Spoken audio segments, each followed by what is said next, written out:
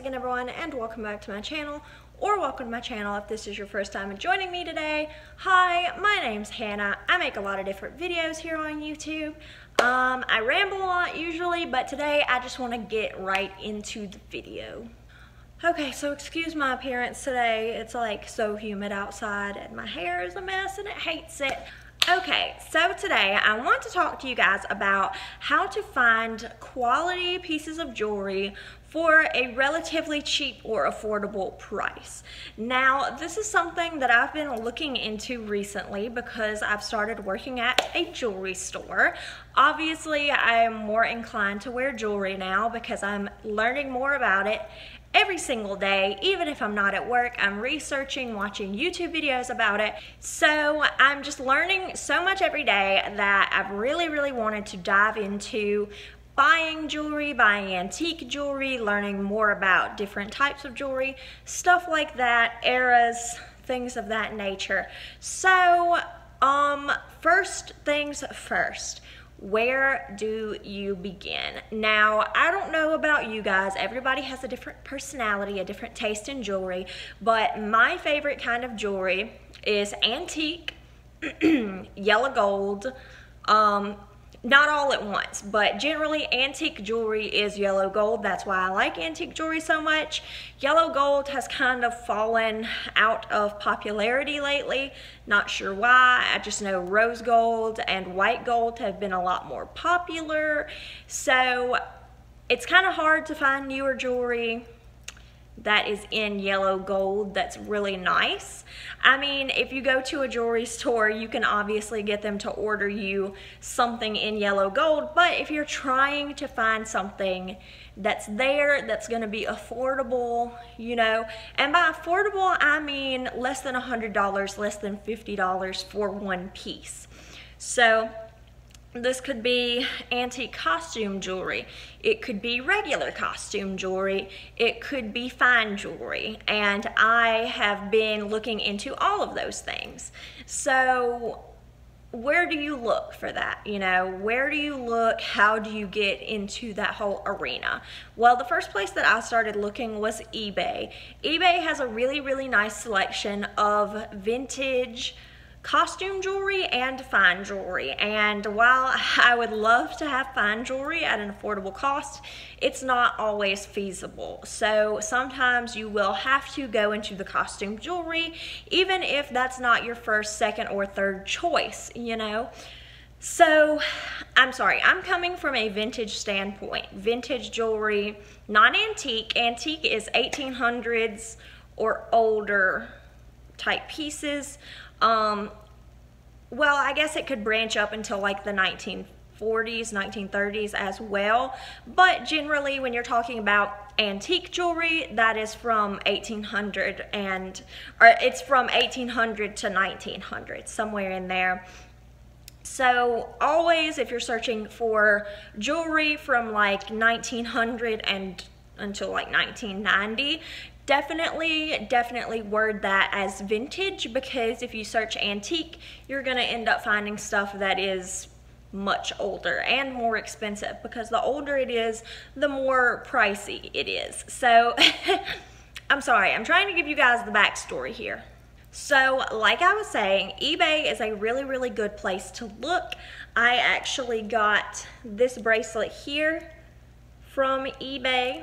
I'm gonna try to show it to you. I know it's kind of blurry. Maybe it'll focus if I put my face back. But this is a genuine sapphire and diamond chip gold bracelet, but it is not gold filled. It is gold over 925 sterling silver.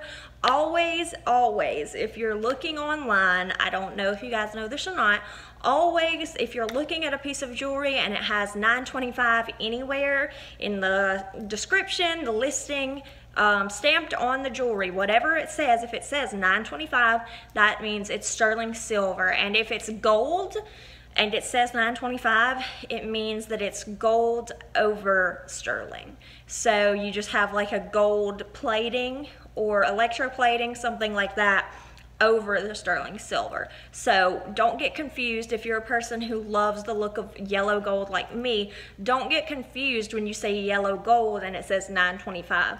That doesn't mean gold filled, it means gold plated. It's over $9.25, and that's still like a viable option. Sterling silver is really, really good, and the only thing with gold plating is that you have to be a little bit more careful with it. But like I said, this bracelet here, the diamond chips and everything, it's legitimate, and this was $19 with like a $5 shipping or something like that, and it's from an estate sale, the woman said.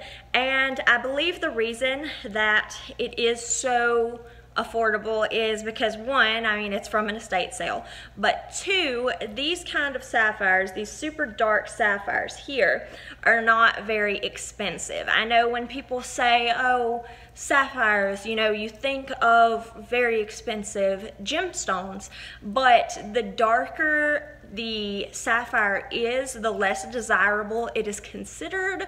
Now, me personally, I love the look of the darker sapphires. I think that it's just so pretty. I don't love the look of the super bright light colored ones.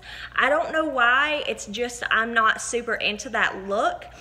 But definitely check eBay. I'm really in love with tennis bracelets right now. I don't know why, but I'm just obsessed with tennis bracelets. They are so, so pretty to me. So definitely check out eBay. There's a lot of great sellers and a lot of great listings for antique jewelry, costume jewelry, anything like that. So definitely check out eBay. Another really great place to check out is Etsy. I just ordered a couple of things off of Etsy. One of them is going to be a Christmas gift for someone in my family. I'm not gonna say anything in case someone's watching, but it is adorable. And so Etsy has a lot of cool stuff. I ordered something for a family member and I ordered something for me. Initially, I was just really looking for affordable vintage fine jewelry, because I mean, well, I guess I don't know if it's still considered fine jewelry if it is gold over sterling silver, but what I mean when I say that is, you know, real gemstones, and when I say real, I mean natural and not synthetic lab created gems. Now, there's nothing wrong with those. I just personally think that it's really the natural gemstones have a very specific look. Like if you look at a natural ruby compared to a lab created ruby, natural rubies are a lot cloudier because they have those inclusions, and when they create gemstones like in a lab, they don't put inclusions in them. They're basically perfect.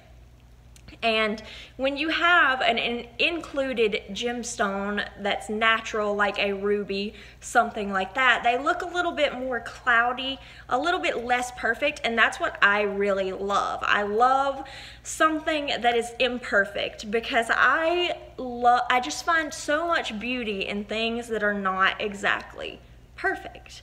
I think that it's much more interesting to have something that's not cookie cutter. Everybody has it, it's perfect, there's nothing wrong with it, something like that, you know? So I just really, really love the look of natural gemstones. However, I have been branching into synthetic gemstones, lab created, stuff like that, because they're still pretty to look at.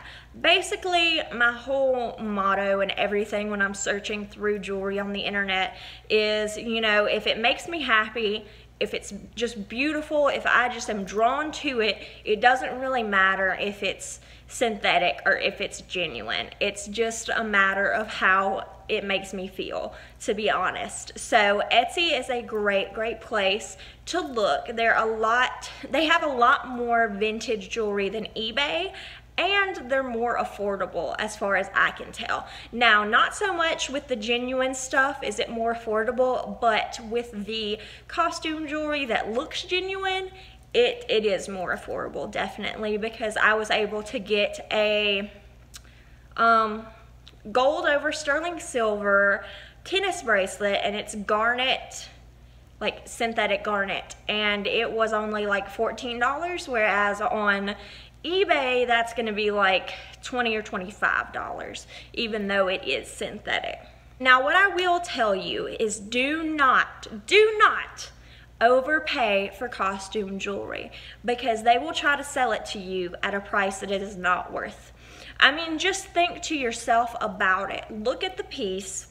If you really love the piece, but you know it's gold over 925, or it is silver, it's not gold overlay or anything.